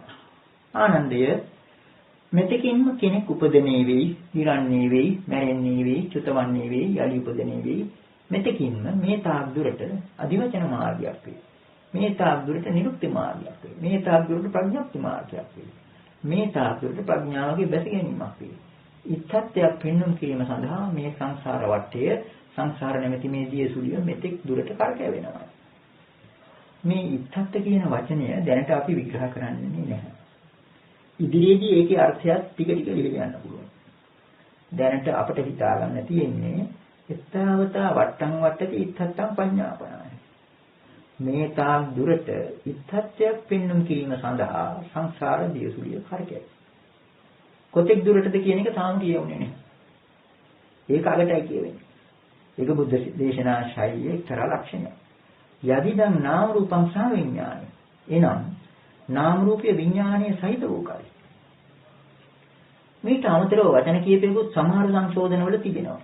ඒ අටුවාවලින් එකතු කරගත්තු වචන. අඤ්ඤමඤ්ඤ පච්චේතාය පවත්තති කියලා. ඒක බුද්ධ දේශනාවට අදාළ එකක් නෙවෙයි. ඒක හොඳටම තේරෙනවා. මේ වාක්‍යය සම්පූර්ණයි. යදිදං නාම රූපං සහ විඥානේන කිව්වහම. එන් කියන්නේ නාම රූපේ අන්තාකල් විඥානයේ සහිතව තිබෙනවාද? ඒ තාකල්. අන්න එතෙක් දුට කියන එක. කලින් අර මෙතකින් කියලා කිව්වේ. මේ අගපද දෙකට සම්බන්ධ කරලා. ඒක ගන්න තියෙන්නේ. යම් තාක්කල් නාම රූපයේ විඥානයේ සහිතව පවතිනවාද ඒ තාක්කල් කෙනෙක් උපන්නයි කියලා කියන්න පුළුවන්. චුත වෙනවා කියලා කියන්න පුළුවන්. යලි උපදිනවා කියලා කියන්න පුළුවන්. එත්තාවත අධිවචනපත. මෙන්න මේ තාක් දුරටයි අධිවචන මාර්ගයක් තියෙන්නේ. සාමාන්‍යයෙන් භාෂාවල තියෙන අධිවචන නිරුක්ති ප්‍රඥප්ති කියන ඒවා භාෂාව පිළිබඳ අංගෝපාංග කියලා දැනට හිතාගත්තාම ඇති. අධිවචන මාර්ග, නිරුක්ති මාර්ග මේ ඔක්කොම මෙන්න මේ තාක් දුරටයි තියෙන්නේ. ඒ වගේ සංඥාවචන ප්‍රඥාවගේ බැස ගැනීමක් මේ තාක් දුරටයි. ඒ කියන්නේ විඥානයත් නාම රූපයත් එකට තියෙනවා නම් එතන තියෙනවා මේ ඔක්කොම. මුළු මහත් සංසාරයේම රහස මෙන්න මේ දියසුලිය තුල ගැඹෙලා තිබෙනවා. මේ වට්ට ආවට්ට ශබ්දය යෙදෙනවා දියසුලියට. ඒක දියසුලිය සඳහා යෙදෙන බව ඒකත් ඉදිරියේදී හෙළි වෙන්න පුළුවන්. දැන් කාලේ අර්ථත් හුඟක් දුරට මැකිලා ගිහින් අටුවාවල නූතන පරිවර්තන ආදී වට්ටම් වට්ටටි කියන එක තෝරගන්නේ සසර වැහි කියලා. වැස්සට සම්බන්ධ කරලා තෝරන. එහෙම එකක් නෙවෙයි. මෙතන කියවෙන්නේ මේ දෙක අතර තියෙන එක්තරා කරකැවිල්ල. වට්ට කියලා තියෙන්නේ එක්තරා කරකැවිල්ල. දියසුලියක් වැනි සංසාර වටේ. මෙතනින් අපිට හිලි කර ගන්න පුළුවන් එක කාරණා. අපි අර මුලදීම පළමු දේශනාවේදීම නාම රූපය ගැන කතා කිරීමේදී නාම කියන වචනය නමට නැත්නම් ප්‍රඥප්තිය ආදියට සම්බන්ධ දෙයක් කියලා විග්‍රහ කරේ මෙන්න මේ විදිහේ විවරණ ඉදිරියට තියෙන නිසා. දැන් මෙතනින් පැහැදිලිවම පෙන්නනවා අධිවචන නිරුක්ති ප්‍රඥප්ති මාර්ග මේ ඔක්කොම නාම රූප විඥාන දෙක අතරට සම්බන්ධ දේවල් කියන්නේ. දැන් ඊළඟට අපි මේ දියසුලිය මේ තරම් වැදගත් හැටියට දක්වලා තියෙන නිසා දියසුලියක් හැදෙන හැටි. දියසුලියක් හැදීම පිළිබඳ ධර්මතාවට හිත යොමු කරලා බලන්න. කොහොමද දියසුලියක් හැදෙන්නේ? ගඟක මොහොතක ගැඹුරුම තැන තමයි දියසුලිය. මේ දියසුලිය හැදීමේදී පළමුවෙන්ම හිතා ගන්න තියෙන්නේ මෙන්න මේ ආකාරයටයි සිද්ධ වෙන්නේ කියලා. ඔන්න අපි හිතමු ගඟක වතුර පහළට ගලාගෙන යනවා. ඒක ගඟේ ස්වභාවයයි. ගඟේ ස්වභාවය පහළට ගලාගෙන යනවා. නමුත් යම්කිසි දියවැලක් කල්පනා කරනවා මට පුළුවන් ඉස්සරහට යන්න කියලා. ඔය දියවැල ඉදිරියට උඩහට යනවා. අර ගඟේ පහළට ගලාගෙන යන වතුරින් වෙන් වෙලා ඉදිරියට යනවා. ටිකක් දුර ඉදිරියට ගියාට පස්සේ අර මහ ජල කඳේ හැපිලා, තෙරපිලා, විසි වෙලා වටරවුමේ ගිහිල්ලා ආයමත් ඇවිල්ලා අරකේ තෙරපීම නිසාම සම්බන්ධ වෙලා ආයමත් ඉදිරියට යන්න උත්සාහ කරනවා. එතකොට හිතට නගා ගන්න පුළුවනි අපි හැම කෙනෙකුටම ওই විදිහට දියවැල ඉදිරියට ගිහිල්ලා ඒක තැනකදී හැපිලා විසි වෙලා වටරවුමේ ගිහිල්ලා ආපසු කරකැවෙනවා. ඔන්න ඔතන දැන් කරකැවිලා චක්‍රයක්. එතන එක්තරා වටවලල්ලක යාමක් පටන් ගන්නවා. ওই විදිහට මේ වටවලල්ල යාම ක්‍රමක්‍රමයෙන් කාලයක් තිස්සේ යන්න දියවැල තේරුම් ගන්නවා මට ඉස්සරහට යන්න බෑ කියලා. එහෙනම් ඊළඟට මොකද කරන්නේ? පතුල දිශාවට යන්න බලනවා. පාතාලයේ දෙසට. හරියට අර කීගොට්ටක හැඩයට එහෙම නැත්නම් පුනීලක හැඩයට දියසුලිය යටට හාරගෙන යනවා. දැන් මේක පතුල නොපෙනෙන පාතාලයක් වෙන තරමට හාරගෙන යනවා. ඊ අතරේ මොකක්ද වෙන්නේ? අර පාතාලයේ ඇති ඌනත්වය පිරවීමට නොයෙකුත් විදිය දේවල් ඇද ගන්න ශක්තියකුත් ආකර්ෂණ බලවේගයකුත් මේ දියසුලියට ලැබෙනවා. ආවට තිබෙන අතු ඉති ගස් කොළන් වල කුණු හැම එකක්ම ඇදලා ගන්න පුළුවන් එක්තරා විදිහක උපාදානයකුත් ඇති වෙනවා.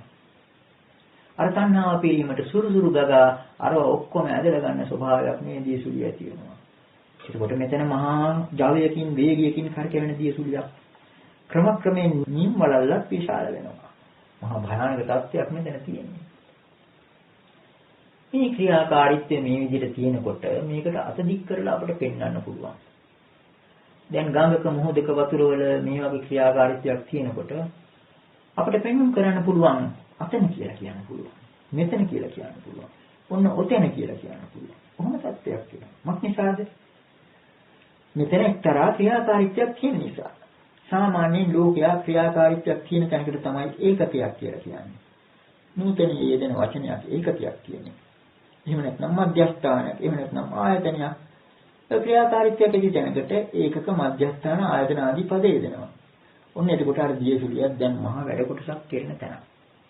ඒක නිසා මේකට නමකුත් දෙන්න පුළුවන්. අතන කියලා කියන්න පුළුවන්. එහෙම නැත්නම් අර තැන කියන්න පුළුවන්. මෙතන මේ තැන මෙයා කියන්න පුළුවන්. ඔය විදිහට නොයෙකුත් ආකාරයෙන් පුරුෂත්වයක් ආරෝපණය කරලා හරි නැතිව හරි මේක පෙන්눔 කරලා කියන්න පුළුවන්. අධිවචන පද, නිරුක්ති පද, පඤ්ඤාති පද විවෘත කරන්න පුළුවන්. මේ දියසුලියන්නේ. නමුත් මෙතන තිබෙන ක්‍රියාවලිය ගැන අපි හිත යොදලා බැලුවොත් මොකක්ද මෙතන මේ කියන්නේ? මෙතන මහා විපර්යාසයක්. අර ජීවල හිතා ගන්නවා අවිද්‍යාවෙන්, මෝහයෙන් මට පුළුවන් ඉදිරියට යන්න කියලා. එහෙම ගිහිල්ලා හැපිලා වඩරවුමේ එක්තරා නිෂ්ඵල ගමනකයි මේ යෙදෙන්නේ. පතුල දක්වාම හාරගෙන යන නිෂ්ඵල ගමනක යෙදෙන්නේ. එතකොට ඒකම අවිද්‍යාව එක පැත්තකින් තියෙනවා. අනිත් පැත්තෙන් අර දියසුලියෙන් හැරුණ මහා පාතාලය නිසා තණ්හාව. ඒ තණ්හාව පිරෙන්න ඊළඟට වටපිට තියෙන දේවල් හැම එකක්ම ඇද ගන්න ස්වභාවිකුත් තිබෙනවා. මහා උපාදානය. ඔන්න ඔතන තමයි ඉතින් භවය තියෙන්නේ. දැන් මෙතන එහෙම පිටින්ම ක්‍රියාකාරී මධ්‍යස්ථානය. මේ දියසුලියේ ස්වභාවය අපිට දකින්න පුළුවන් අපේ මේ ශරීරයේ පවා. මේ ආශ්වාස ප්‍රශ්වාස මෙතන තියෙන හිස්වීම පිරවීම ගොඩක්. අපි ප්‍රාණය කියලා කියන මේ ආශ්වාස ප්‍රශ්වාසයේ තියෙන්නේ අර දියසුලිය ක්‍රියාකාරීත්වය වගේ දෙයක්. මේ පෙනහළු වල ක්‍රියාකාරීත්වය අර විදිහේ දෙයක්. අපේ හෘදේ වස්තුව, අපේ හෘදේ දාහනේ කොයි එකක් ගත්තත් එක්තරා විදිහක කරකැවිල්ලක් තිබෙන්නේ. බැලු බැලමට මේක ස්වයං ක්‍රියාත්වයක් වගේ. සාමාන්‍ය ලෝකයා ස්වයංක්‍රීය කියලා වචනයක් යොදනවා මේ කාලේ. Tamanටම කරන්න පුළුවන් ස්වභාවයක් වගේ මෙතන තියෙනවා. නමුත් බලනකොට මෙතන මහා විපර්යාසයක්. අර ආශ්වාස ප්‍රශ්වාස ආදී හැම එකකම එකිනෙකට ප්‍රතිවිරුද්ධ ධර්ම දෙකක ඝට්ටනයක්. අර දියසුලිය වගේම තමයි. දියවැල මහ ජල කඳක් එක්ක හැප්පිලා තෙරපිලා කරන මහා විපර්යාසය වගේම තමයි මේ මුළු මහත් පැවැත්මම. භවය පුරාම ওই ලක්ෂණය තිබෙනවා. අපේ ශරීරය පිළිබඳව ඒ වගේ. වැඩි දුරට නොකියුවත් තේරුම් ගන්න පුළුවනි සමාජයේ පැවැත්මත් ඒ වගේ එකක්. දැන් සමාජයේ පැවැත්ම ගැන, සමාජ ජීවිතය ගැන, සමාජ ධර්ම ආදිය ගැන කල්පනා කරලා බලනකොට අපිට අයිතිවාසිකම් භුක්ති විඳින්න නම් අපි යුතුයකම් ඉෂ්ට කරන්න ඕන. මෙතන අන්තෝ ජටා බහිජට සත්‍යයක් තියෙනවා. අයිතිවාසිකම් භුක්ති විඳින්න යුතුයකම් ඉෂ්ට කරන්න ඕන. ඒ වගේම බලතල පාවිච්චි කරන්න නිදහස තියෙනවා. නමුත් වගකීම් වලින් බැඳිලා. ඔන්න ඔතනක් තියෙන්නේ අන්තෝ ජටා බහිජට වගේ තත්ත්වයක්. ওই විදිහට සමාජය පිළිබඳව එහෙමයි. ආර්ථික මූලධර්ම පිළිබඳව අපි ඉතින් ඒවා විස්තර වශයෙන් නොකියුවත් කෙටියෙන් සඳහන් කළොත් ඒ අර්ථ ක්‍රමය ගැන කල්පනා කරලා බලුවොත් මහ පුදුමන්දනේ තත්ත්වයක් තියෙනවා. දැන් යම් නිෂ්පාදන පිළිබඳව කල්පනා කරලා බලනකොට ඒ නිෂ්පාදන වලට වෙළඳ පොළක් ලැබෙන්නේ ඉල්ලුමක් තිබුණා. සිංහලෙන් කියනවා නම් ඉල්ලුම සැපයීම කියලා පද දෙකක් තියෙනවා. පාරිභෝගිකයාගේ ඉල්ලුමක් තියෙනවා නම් තමයි ඒකට සැපයීමක් තියෙන්නේ. එතකොට ඉල්ලුමත් සැපයීමත් අතර මහා තෙරපීමක්, මහා පටලැවිල්ලක්. මේ ආර්ථික පිළිබඳව තියෙන්නේ. ඒක නිසා තමයි අර සමහර ධනවත් රටවල් වෙළඳ පොලේ මිල ගණන් පහත බහින නිසා අතිරික්ත ධාන්‍ය, වැඩිපුර තියෙන ඉපදවන ධාන්‍ය මුලට ගිහින් දාන. මේක බැලුවාම විහිළුවක් වගේ. නමුත් අර ආර්ථික මූල ධර්ම නිසායි. පැවැත්මේ තියෙන භයානකත්වයක් මෙතනින් හෙළි වෙනවා. මේකට උපමාවක් කියතොත් අපි ටිකකට හිතමු එක ප්‍රමාණයේ සර්පෙන් දෙදෙනෙක් එකිනෙකා ගිල ගන්න උත්සාහ කරනවා. එකෙක් අනිකගේ වර්ගයෙන් ඉඳන් ගිලින්න පටන් ගන්නවා. ওই විදිහට දෙන්නම ගිලගෙන ගිහිල්ලා මැදට ආවම අපිට මොකක්ද දකින්න ලැබෙන්නේ? සර්ප චක්‍රයක්. ওই සර්ප චක්‍රයේ එකිනෙකා ගිල ගන්න උත්සාහය ඉෂ්ට කරගන්න වටේට රවුමට යනවා. ඒක කවදාවත් විසඳෙන තත්ත්වයක් නෙවෙයි. ලෝභ දෝෂ මෝහ වගේ. ওই විදිහේ වටරවුමක් යනවා. ওই සර්ප චක්‍රයේ තියෙනවා වගේම එක්තරා අවදානම් තත්ත්වයක් අපේ ශාරීරික ආශ්වාස ප්‍රශ්වාස පිළිබඳව, ලේ ධාවනය පිළිබඳව, සමාජයේ පැවැත්ම පිළිබඳව, ආර්ථිකය පිළිබඳව මේ හැම එකෙම තියෙන්නේ මහ පුදුම අන්දමේ අවදානම් අන්දමේ සමබරතාවක්. අවදානම් අන්දමේ සමබරතාවක්. මේකම තමයි අර භවය පිළිබඳව ඒ පැවැත්මේ ඇති දුක. බුදු පියාණන් වහන්සේ දුටුව දුක. සමුදේ පක්ෂය ගැන කල්පනා කරලා බලනකොට ලෝකයේ තියෙන දුක්ඛ ස්වභාවය බැලු බැලමට මේ හැම එකකම ස්වයං ක්‍රියාත්මක වගේ පේනවා. මේ ශරීරය පිළිබඳවත් එහෙමයි.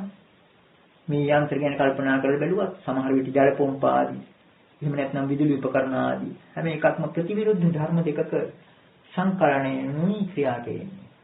ওই විදිහට බැලුවාම කිසිම දෙයක ස්වයං ක්‍රියාත්මයක් නැහැ. ඔටෝමැටික් දෙයකවත් ඔටෝ බවක් නැහැ. ඇත්ත වශයෙන් තියෙන්නේ දුකසේ දරා සිටීම. මේක තමයි අර දුක්ඛ කියන කෙටි වචනේ තේරුම.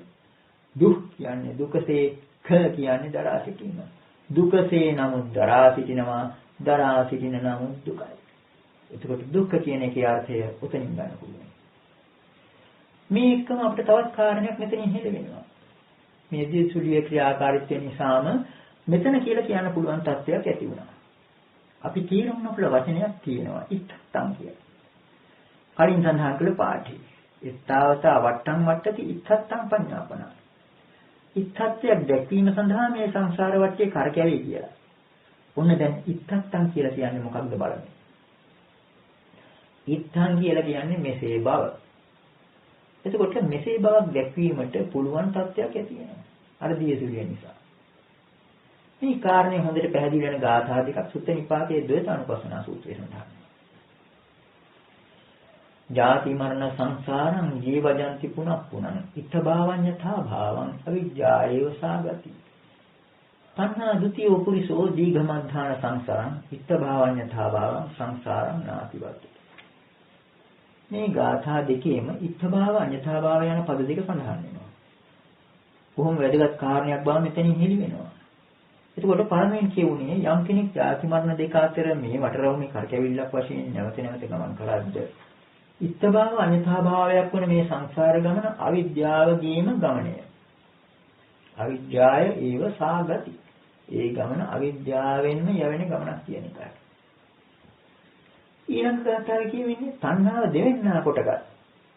දෙවෙන්නා කියලා කියන්නේ දැන් ගමනක් යනකොට දෙවන්නේක් එක්කගෙන යන සිරිතක් තියෙනවනේ සමහරුන්ගේ සවේ. ඒ වගේ තණ්හා ဒ ුතියෝ පුරිසෝ මේ සංසාරගත පුද්ගලයා තණ්හාව දෙවෙන්න කොටගෙන යහළුව කරගෙන යන්නේ. දීර්ඝ කාලයක් සංසාරේ ගමන් කරන්නේ ඉත්තභව අඤ්ඤතාභාව ස්වභාවය ඇති මේ සංසාරයේ නොඉක්මවයි. මේන් බේරෙන්නේ නැති කියන එකයි. අපි කලින් කිව්වා මෙතන පහළ වුණා කියලා. අර දියසුලිය නිසා. ඇත්ත වශයෙන්ම කෙනෙකුගේ උත්පත්තිය කෙනෙක් උපන්න කියලා කියන්නේ මෙතන පහළ වීම. මහා ආශ්චර්යවත් දෙයක් සිද්ධ වෙනවා. කෙනෙක් උපන්නා කියලා කියනකොට. එහෙම නැත්නම් ඉත්තත්වයක් ඇති වෙනකොට. එතන මෙතනක් වෙනවා. මෙතනක් ලෝකෙට උපදිනවා. මෙතන ඉත්තභාව කියන එක තව තේරුම් කළ යුතු තිබෙනවා. ඉත්තභාව අඤ්ඤතාභාව කියන පද දෙකම. ඉත්තත් කියලා කියන්නේ මෙසේ බව.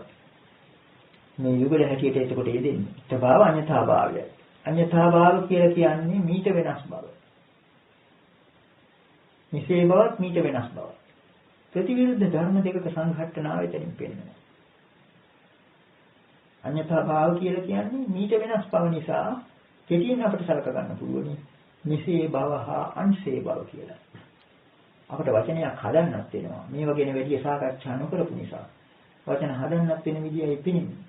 ඉත්තභාව අඤ්ඤතා භාව මෙසේ බවත් අංශේ බවත් කියලා දෙකක්. දැන් මේ කාරණේ ගැන තව ටිකක් කියන්න ඕන සමහර කෙනෙකුට හැකියාවක් ඇති වෙන්න පුළුවන් නිසා. අටුවාවල මේක තෝරන්නේ ඊටාත්ම ලිහිල් කරගෙන. සුත්ත නිපාතේ මේ තරම් වැදගත් ගාථා දෙකටම අටුවාව සපයන අවස්ථාවේදී මේ ඉත්තභාව අඤ්ඤතාභාව කියන වචන දෙක තෝරන්නේ මෙහෙමයි. ඉත්තභාව කියන එක තෝරන්නේ ඉමං මනුෂ්‍ය භාව. මේ මනුෂ්‍ය භාවය කියලා. අඤ්ඤතාභාව කියන එක තෝරන්නේ ඊතෝ අවශේෂ අඤ්ඤනිකාය භාව. කියලා. මේ මනුෂ්‍ය භාවයෙන් අන්‍ය වූ අනිකුත් භව කියන එකයි. නමුත් මේ ඉත්තත් කියන එකේ මූලික අර්ථය ගැඹුරු අර්ථය තේරුම් ගත්තේ නැති බව පේනවා. මේ අටුවාව දෙන අර්ථ වැරදි බව පෙන්වන්න හොඳ සාධකයක් දීඝනිකායේ පාටික සූත්‍රයෙන් පිළිවෙනවා. පාටික සූත්‍රයේ සඳහන් වෙනවා ඒක කෙටින් කියතොත් කල්ප විනාශ අවස්ථාවේදී ශූන්‍ය වූ බ්‍රහ්ම විමානයක් පහළ වෙනවය. ඒකේ කවුරු හරි ගිහින් උපදිනවය. ඉපදිලා කලක් එතන තනියම ඉන්නකොට තනිකම වැඩි නිසා කල්පනා කරනවා අහෝ වත අඤ්ඤේ පිසත්තා ඉත්තත්තං ආගච්ඡි. අනේ තවත් සත්වයින් මෙතනට මේ ඉත්තත්වයට එනවනම් කියලා. එතන ඉත්තත්වය කිව්වේ මනුෂ්‍ය ලෝකේ නොවෙන්නේ. එතන කියන්නේ බ්‍රහ්ම ලෝකේ. බ්‍රහ්ම ලෝකේ ඉඳන් බලනකොට ඉත්තත්වය බ්‍රහ්ම ලෝකයක්. මනුෂ්‍ය ලෝකේ ඉන්න අපටයි ඉත්තත්වය මනුෂ්‍ය ලෝකේ වෙන්නේ. එතකොට මේක සාමාන්‍ය පටුවර්ථයකින් ගත්තොත් මනුෂ්‍ය ලෝකය කියලා ගන්න පුළුවන් වුණාට මෙතන විශේෂයෙන් මේ දෙලා තියෙන්නේ මුළු මහත් සංසාරෙම ගැන කියනකොට මනුෂ්‍ය ලෝකයේ එක පැත්තකට දාලා අනිත්‍යව වෙන පැත්තකට දෙමීමක් නෙවෙයි මෙතන කියන්නේ. මෙතන ධර්මතාවක් දක්වන්නේ. අර දියසුලිය වගේ ඉත්තභාවයත් එක්කම තියෙනවා අඤ්ඤතාභාවය. ප්‍රයත්නයේ තියෙන ඝට්ටණියයි මෙතනින් පෙන්වු කරන්නේ. යම් තැනක ඉත්තත්වයක් ඇති වුණා නම් මෙතන කියලා දෙයක් ඇති වුණා නම් ඒ එක්කම අන්‍ය වූ තැනක් ඇතිවීමේ ස්වභාවය තියෙනවා. ඉත්තත් එක්කම අඤ්ඤතාභාව කියලා කියන වෙනස් වීම තිබෙනවා. අනිත්‍යතාව තෝරනකොට යොදන පද තමයි විපරිණාම අඤ්ඤතාභාව. එතනත් අඤ්ඤතාභාව කියලා කියනවා. විපරිණාමය වෙනවා. පරිණත කියලා කියන්නේ හොඳට මෝරපු අවස්ථාව. විපරිණාම කියන වචනයෙන් මෙහගෙනවා ඉස්සෙල්ලාම පරිණතයක් ගැන අදහසක් තිබුණ බව. විපරිණාම අඤ්ඤතාභාව කියලා කියන්නේ ඔන්න හොඳ පරිණත තත්ත්වයේ මෝරපු තත්ත්වයේ කියලා හිතාගෙන ඉන්නවා. නමුත් දන්නේම නැතිව ඒක විපරිණාමයට හැරෙනවා. වෙනස් බවට හැරෙනවා. අඤ්ඤතාභාව වෙන දෙයක් බවට පත් වෙනවා. මෙන්න මේක ලෝක ස්වභාවය. අනිත්‍යතා ධර්මයේම ස්වභාවයක් බව පේනවා. මුල් කාලේ අනිත්‍යතාව පිළිබඳව තීරීමේදී සංඛත ලක්ෂණ වශයෙන් දක්වන්නේ උපාදෝ පඤ්ඤායති වයෝ පඤ්ඤායති ඨිතස්ස අඤ්ඤතත්තං පඤ්ඤායති කියලා. උපතක් පෙනෙනවා, ගෙවි යාමක් පෙනෙනවා, ඨිතස්ස අඤ්ඤතත්තං. සිත තිබෙනවා කියලා හිතන දෙෙහි වෙනස් වීමක් අඤ්ඤතාභාවයක් තිබෙනවා. බහුකාලික මේක ශාස්ත්‍රීය වශයෙන් තෝරන්න ගිය අය මේක තුනක් හැටියට හදාගත්තා. උපාද ඨිති භංග කියලා. නමුත් ධර්මතාවන බලනකොට වචන දෙකකින්ම පද දෙකකින්ම මේ தත්ත්වය අල්ලගන්න පුළුවන්. ඉත්ත භාවිකුත් තියෙනවා අඤ්ඤතා භාවිකුත් තියෙනවා. ඒක නිසා තමයි අර සමුදය වය ආදී වශයෙන් බොහෝ අවස්ථාවල වචන දෙකකින්ම බුදු පියාණන් වහන්සේ අනිත්‍යව දක්වන්නේ. අර ඨිතස්ස අඤ්ඤතත්තං කියන්නේ අදහස මොකද්ද? ලෝකයා සාමාන්‍යයෙන් ස්ථಿತಿ කියලා හිතන එක ඇත්ත වශයෙන්ම ස්ථಿತಿයක් නෙවෙයි. ඒ ස්ථಿತಿයේ මුල ඉඳලා අගටම තියෙන අඤ්ඤතාභාවය. අපි මේක පටිච්චසමුප්පාදයේ ජාති ජරා මරණ වලට සම්බන්ධ කරලා බැලුවොත් මෙතනින් අපිට පේන්නේ අර ජාති ජරා මරණ අංග දෙකේ සම්බන්ධය කොයිතරම්ද කියතොත් යම් කිසි කෙනෙක් උපදිනවත් එක්කම ඒ තැනත්තගේ අඤ්ඤතාභාවයක් පටන් ගන්න බවයි මරණයත් එතනමයි. අර පසු කාලීන ගාථාවක් නමුත් බොහොම අර්ථවත් ගාථාවක් තමයි උප්පත්තිය සහේ වේදං මරණං ආගතං සදා ආදී ගාථාව. උපතක් සමගම හැම කල්ලිම මරණය එනවා කියන එක. ඈඳුත්තකින් එකක් ඇදලා ගන්නකොට අනිත් එකක් ඇදිලා එන්න වගේ. ජාති ඇදලා ගන්නකොට ජරා මරණයත් ඇදිලා එනවා. බුදු පියාණන් වහන්සේ පහළ වෙන තාක් ලෝකයා හිතුවේ ජරා මරණයෙන් තොර ජාතියක් ලබා ගන්න පුළුවන් කියලා. භවයෙන් තොර උපාදානය. ওই විදිහට ඈඳුත් ස්වභාවය ඉදප්පච්චයතා නොතකීම නිසා ලෝකයා අර විදිහට මෝහයෙන් ප්‍රයත්නයක් කෙරුවා. ඕක නිසා තමයි ගැටුමක් ඇති වුනේ. ඒකවල බුදු පියාණන් වහන්සේගේ ධර්මය අනුව අපට පේනවා උපතක් ඇති වුණා කියලා කියන්නේ පළමුවෙන්ම මෙතනක් ඇති වුණා. ඇත්ත වශයෙන් කියනවා නම් ආර්ය ව්‍යවහාරයට අනුව ලෝකයක් මැනීමට ලෝකයක් තැනීමට කෝණයක් ගැහුවා වගේ මෙතනක් ඇති වීම. ওই විදිහට ජාතිය වශයෙන් කෙනෙක් උපදිනකොටම ඉපදීමත් එක්කම ලබන පළවෙනිම උපන්දින තෑග්ග තමයි මරණය. ඒ තෑග්ගට හිමි වෙන මරණය. ওই විදිහට අපිට හිතා ගන්න පුළුවන් ඉත්තභාව අඤ්ඤතාභාව කියන වචන දෙක ඉතාමත්ම ගැඹුරුයි. මේ දියසුලිය පිළිබඳව තියෙන්නේ මේ විදිහට. බැලුවමට මෙතන වසවත් වෙන ස්වභාවයක් තියෙනවා. දැන් අර දියසුලිය දිහා ඈත ඉඳලා බැලුවාම වසවත් වෙන කියලා කියන්නේ යම් කිසි දෙයක් තමන්ගේ පාලනයේ පවත්වාගත හැකි ශක්තියයි. ආත්ම කියන පදේ මූලික අර්ථයක් තමයි ලෝකයේ අතර තියෙන ආත්ම දෘෂ්ටිය මූලික හැඟීමක් තමයි මට පුළුවන් මේවා මගේ යටතේ ලබා ගන්න කියන්නේ. ඒක තමයි වශයෙන් පවත්වනවා කියන්නේ. ඒකට දියසුලියක් දිහා බැලුවලමට පේන්නේ ඒකේ ස්වයං ක්‍රියාත්මක වෙනවා වගේම වශවත් වෙන ස්වභාවයක්. දියසුලිය අර හැම එකක්ම ඇදලා ගන්නවා වගේ පේනවනේ. නමුත් ඇත්ත වශයෙන්ම මෙතන වශවත් වෙන ස්වභාවයක් නෙවෙයි තියෙන්නේ අනාත්ම ස්වභාවයක්. ඒ කියන්නේ දියසුලිය කියලා හඳුන්වන්නේ මොකක්ද කියලා ගැඹුරින් විග්‍රහ කරලා බැලුවාම මෙතන තියෙන දියවැලකුත් මහා ජලකඳුත් අතර හැපීමක්. දෙකක් අතර හැපීමක් මිසක් එක්කෙනෙකුගේ වැඩක් නෙවෙයි. ඉදප්පච්චතාවයෙන් පෙනෙනවා. අන්න ඒක නිසා තමයි අත්තාපි අත්ත නොනත්ති. තමාට තමාවත් ආත් නැත කියලා කියන්නේ. දියසුලියට දියසුලියවත් ආත් නැත. ස්වයං ක්‍රියාත්මයක් නැත. උටෝ බවක් නැති කීවා වගේ මේ ලෝක ස්වභාවය උකයි. මේක තමයි ඉතින් දුක. මෙන්න මේ කාරණේ තවදුරටත් බුදු පියාණන් වහන්සේ උදාන පාළිය දක්වනවා. මේ ලෝක ස්වභාවයම මේ ලෝකයා භවය කියලා අල්ලගෙන ඉන්න එක ඇත්ත වශයෙන්ම අඤ්ඤතාභාවයක් වෙනස් වීමක්. අනිත්‍යතාවය ඒකෙම ඇතුළේ තියෙනවා. අයං ලෝකෝ සංතාවජාතෝ භස්සපරියතෝ රෝගං වදති අත්තෝ යේන යේනේ මඤ්ඤති තතෝ තං හෝති අඤ්ඤතා අඤ්ඤතා භාවී භවසත්තෝ ලෝකෝ භවපරියතෝ භවමේවා අභිනන්දති යදවිනන්දති තං භයං යස්ස භායති තං දුක්ඛං භව විපහානාය කෝපනිදං බ්‍රහ්මචර්යං උසති. ඊටාම කිපද කීපයක් නම් බොහොම ගැඹුරක් තියෙනවා. සංතාපයටපත් වූ ස්පර්ශයට ගැති වූ මේ ලෝකයා රෝගයකට ආත්මයයි කියයි. යේන මඤ්ඤති තතෝ තං හෝති අඤ්ඤතා. මේ මඤ්ඤති කියන වචනයත් එක්තරා විදිහක ගැඹුරක් ඇති වචනයක්. පිටින් සඳහන් කළොත් මඤ්ඤණාවන් කියන්නේ තෘෂ්ණා මාන දෘෂ්ටි වශයෙන් යම් යම් දේවල් පිළිබඳව ප්‍රකල්පණය කිරීම, සිටීම. තණ්හා මාන දිට්ඨි වශයෙන් යම් කිසි දෙයක් ගැන හිතනකොට ඒකට මඤ්ඤණා කියලා කියනවා. යේන හිමඤ්ඤති යම් යම් දෙයක් මුල් කරගෙන යම් යම් දෙයක් වස්තු කරගෙන මඤ්ඤණාවල් පවත්වනවා නම් තණ්හා මාන දිට්ඨි වශයෙන් කෙනෙක් හිතනවා නම් ඒ සිතුවිල්ලත් එක්කම තතෝ තං හෝති අඤ්ඤතා. මොකද වෙන්නේ? ඒකෙන් අඤ්ඤතා භාවයට මුලක් පෑදෙනවා. අර උපතත් එක්ක මරණය ආවා වගේ. අන්න ඒක නිසා මේ මඤ්ඤණාව නිසාම අඤ්ඤතා භාවයට හැරෙන්න හේතුවක් ඇති. ඒක වෙනස් වීමට පටන් ගත්තා. යමක් මෙයට වඩා වෙනස් වෙන්න පටන් ගන්නවා නම් ඒක මෙයක් වෙන්න ඕන. ඒක මෙයක් වෙන්නේ ඒකට අවධානය යොමු වෙලා තණ්හා මාන දිට්ඨි වශයෙන් ඒක මුළු මහත් ලෝකයෙන් වෙන් කරගෙන එකක් හැටියට අල්ලගත්තාමයි. ඔන්න ඕක තමයි අර කියන්නේ යම් හි ලෝකස්මින් උපාදීයන්ති තීනේව මාරෝ අන්වේති ජන්තු කියලා. ලෝකයා යම් දෙයක් උපාදාන වශයෙන් අල්ල ගන්නවා නම් ඒකම මායයත් පිටිපස්සෙන් එනවා කියලා. මුලින් සඳහන් කළ ගාථාවේ ඉතිරි හරිය තේරුම බලමු. බුදු පියාණන් වහන්සේ මේ ලෝකයා ගැන සංවේගයෙන් වෙන්නේ නැති මේ ප්‍රකාශ කරන්නේ නැති. අඤ්ඤතා භාවී භවසත්තෝ ලෝකෝ භවපරේතෝ. මේ අඤ්ඤතා භාව කියන වෙනස් වීම ස්වභාවය කොට ඇති භවසත්තෝ ලෝකෝ භවයෙහිම අරුණා වූ ලෝකයා.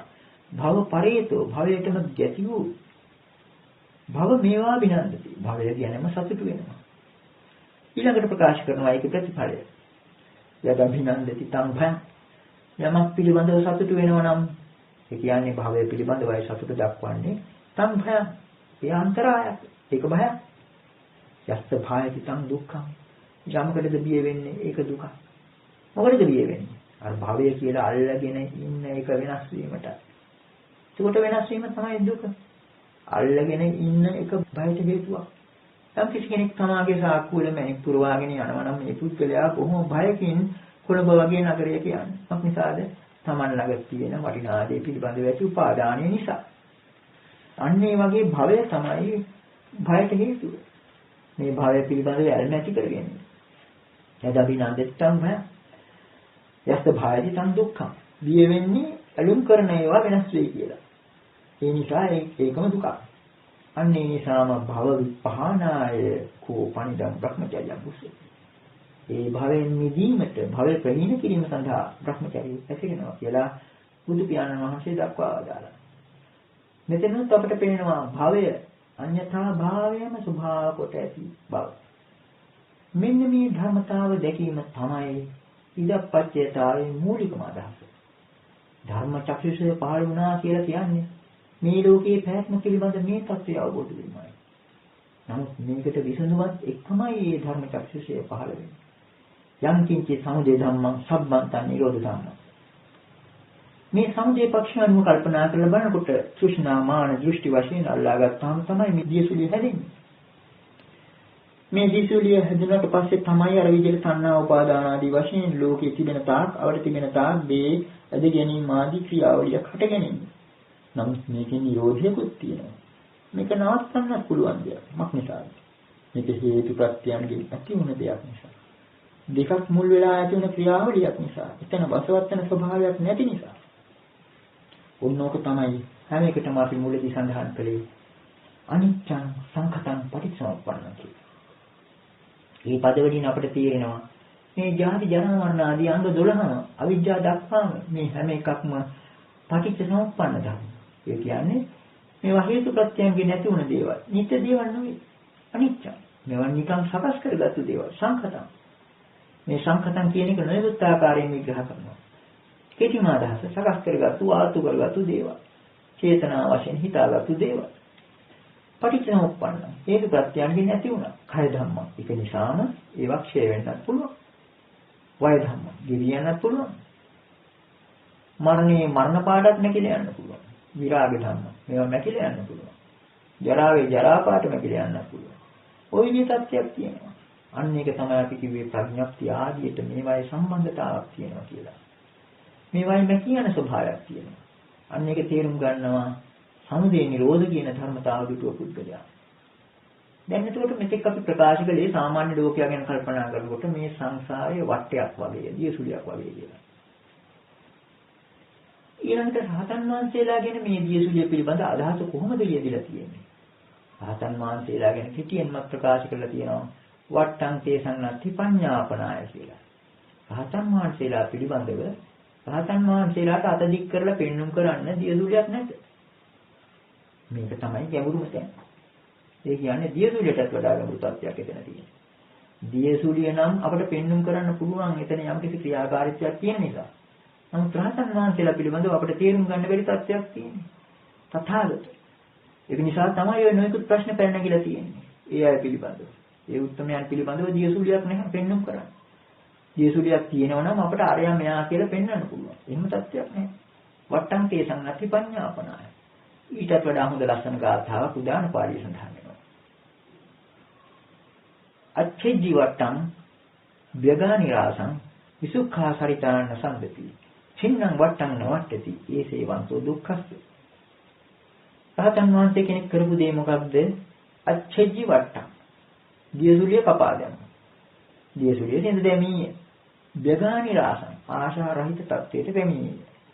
විසුඛා සරිතාන සම්පති. වියලීය දියවැර නොගලයි. චින්නම් වට්ටං නවට්ටති. සිඳින ලද දියසුලිය තවදුරටත් කරකැවෙන්නේ නැත. ඒ සේවන්තෝ දුක්ඛස්ස. නියමයි දුකේ කෙලවර. ඒකට මෙතන කියන්නේ රහතන් වහන්සේලා පිළිබඳව අන්නාර දියසුලිය සිඳ දැමීම තමයි අරහත්ත්වය නිරෝධය. අරහත්ත්වය නිරෝධය. සමුදය පක්ෂයෙන් බලනකොට අර දේවල් උත්සාහ කරන විදිහට යන්නේ. ඒ උත්සාහය අතහැරියම ඉබේම අනිකුත් දේවල් ඔක්කොම සිදු වෙනවා ඒක. මේ අදහස වඩාත් පැහැදිලිව දැක්වෙන ප්‍රශ්නෝත්තර වශයෙන් යොදන ගාථා දෙකක් සංයුත් සංගයේ සඳහන් වෙනවා. ඊටමත් හොඳ ගැඹුරු අර්ථයක් පෙන්වන්න කරන ආකාරයෙන් එක්තරා දේවතාවෙක් බුදු පියාණන් වහන්සේගෙන් ප්‍රශ්නයක් විමසනවා. කුතෝ සරා නිවත්තන්ති කත්ථ වට්ටං නවට්ටති කත්ථ නාමංච රූපංච අශේෂං උපරුජ්ජති. කුතෝ සරා නිවත්තන්ති කොතැනින් දියවැල් නවතිද්ද? කත්ථ වට්ටං නවට්ටති කොතැනක දියසුලිය නොකර කැවෙයිද? කත්ථ නාමංච රූපංච අශේෂං උපරුජ්ජති කොතැනක නාමය රූපය සම්පූර්ණයෙන්ම නිරුද්ධ වේද? බුදු පියාණන් වහන්සේ මේකට පිළිතුරු දෙන ගාථා මේ විදිහටයි යන්නේ. යත්ථා පෝච පඨවි තේජෝ වායෝ නගාධති අතෝ සරාණි වත්තන්ති එත්ත වට්ටං නවට්ටති එත්ත නාමංච රූපංච අශේෂං උපරුජ්ජති. යත්ථා පෝච පඨවි තේජෝ වායෝ නගාධති. බුදු පියාණන් වහන්සේගේ පිළිතුරේ මුල් පද දෙකයි ඒ. යම් තැනක පඨවි ආපෝ තේජෝ වායෝ යන සතර මහා භූතයෝ නගාධති ප්‍රතිෂ්ඨාවක් නොලබද්ද අතෝ සරාණි වත්තන්ති අන්න එතනින් තමයි අර දියවැල් හැරෙන්නේ. එත්ත වට්ටම් නවට්ටති. අන්න එතන තමයි දියසුලිය නොකරකෙවෙන්නේ. එත්ත නාමංච රූපංච අසේසං උපරුජ්ජති. අන්න එතනයි නාමයත් රූපයත් නිර්වශේෂයෙන් නිරුද්ධ වෙන්නේ. එතකොට මෙතනින් අපට පේනවා මේ යත්ථ එත්ත කියලා කියන්නේ අර නිර්වාණය බව. ඒක කොයි යම් ආකාරයෙන් හඳින්නවා? සබ්බ සංඛාර සමත කිව්වත්, අසංකත ධාතුව කිව්වත්, ඒ කොයි වචනෙන් කිව්වත් අර නිරෝධ තත්ත්වයයි. නිරෝධ තත්ත්වයයි මේ කියන්නේ. මේ නිරෝධ තත්ත්වයේ ලක්ෂණය කුමක්ද? යථාපෝච පඨවි තේජෝ වායෝ නගාදති. ඊරහක් විඥානේ රහක් හිතෙහි. පඨවි ආපෝ තේජෝ වායෝ කියන සතර මහා භූතෙන් කොල්මන් කරන්නේ නැහැ. ඒවා ප්‍රතිෂ්ඨාවක් ලබන්නේ නැහැ. යම් අවස්ථාවක සතර මහා භූතයන් පිළිබඳ සම්පූර්ණ විරාගය ඇති වුණා නම් අතෝ අන්න එතනින් අර දියවැල් ගලන්නේ නැහැ. එත්ත වට්ටම් නවට්ටති. දියසුලිය කරකැවෙන්නේ නැහැ. එත්ත නාමංච රූපංච අසේසං උපරුජ්ජති. නාමයත් රූපයත් සම්පූර්ණයෙන් මෙතන නිරුද්ධ වෙනවා. ඔන්න ඔය විදිහට මෙතනොත් තේරුම් ගන්න පුළුවනි. අර නාම රූප කියන එකේ රූප ගැන කල්පනා කරලා බලනකොට මේ රූප ධර්මයන් විග්‍රහ කරන අවස්ථාවේදී චත්තාරිච මහා භූතානි චතුන්නංච මහා භූතානං උපාදාය රූපං කියලා දැක්වීමක් නිසාද මේ රූපයට යටින් තියෙන මීට හේතුව වුණු අර සතර මහා භූතයන් පිළිබඳව සැලකිලිවම් කිරීම තමයි බුදු ධර්මයේ තියෙන විශේෂත්වය. ඒතෙක් බුදු පියාණන් වහන්සේ පහළ වෙන තෙක් ලෝකයා හිතුවා මේ රූපය ජය ගන්න නම් අපි අරූපය බදා ගන්න ඕනේ කියලා. නමුත් අරූපයේ තියෙනවා රූපයේ ඊටාත්ම සියුම් මන්දමින්. දැන් ඔන්න අපි හිතමු කෙනෙක් රැයේ යම් කිසි දෙයක් දැකලා යකෙක් කියලා බය වෙලා දුවනවා. ඒ පුද්ගලයා දුවන්නේ යකාගෙන් බේරෙන්න. නමුත් යකත් අරගෙනයි දුවන්නේ. හිතේ යකා ඉන්නවා. අන්න ඒ වගේ මේ ලෝකයා එතෙක් බුදු පියාණන් වහන්සේ පහළ වෙන තාක් මේ රූප ධර්මයෙන් මිදීම සඳහා අරූපය අල්ලගත්තා.